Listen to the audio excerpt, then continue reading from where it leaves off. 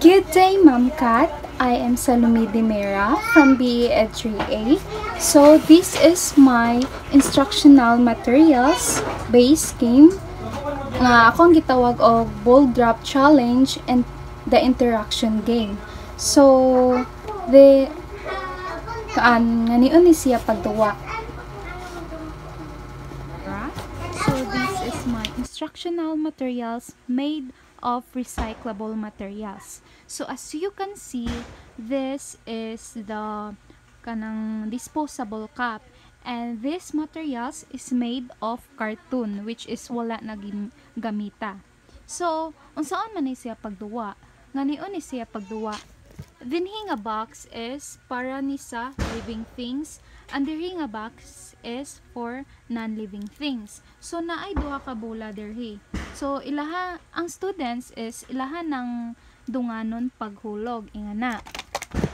So if ang duha ay sa isa ka hulog is matunong ang duha ka bola sa living things, so magkuha siya duha ka picture diri sa living things nga box. So naa man ni kuan living things and non-living things nga box. So magkuha siya diri nga box. So duha ka picture.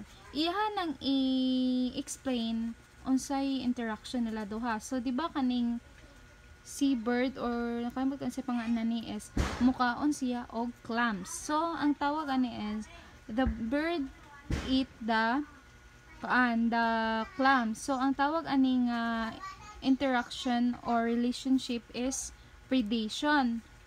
And another is if magtagsan na siya inighulog, if living things and non-living things, sumukuha siya dirhi ang living things o magkuha siya dirhi sa box og living things and non-living things nga picture. So kani ang living things, starfish. So magkuha sad siya dirhi. So for example, rocks and non-living things. So iyang i-explain unsa interaction niya. So for example, ang starfish is mutapot siya sa rock para dili siya ma-wash sa kanang anode or sa waves. So mo na interactions nila duha. So for example, if matunong ni sa non-living things ang duha ka bola, then mukuha ra ang student dirhi sa non-living things isa ka buok. So unsa may gamit anhi sa like i-explain nila unsay gamit ana nga non-living things sa living things nga naa sa intertidal zone and estuaries. So kani nga non-living things is kuani siya kanang rock.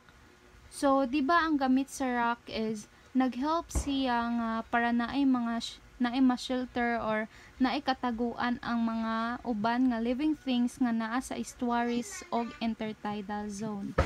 And mo na, so if kinsay naa siya limited time which is kanang 5 minutes. So kinsa tong groups nga maoy kinadaganan nga na answer og correct nga explanation maoy makadaog sa game. So by group ni siya nga game.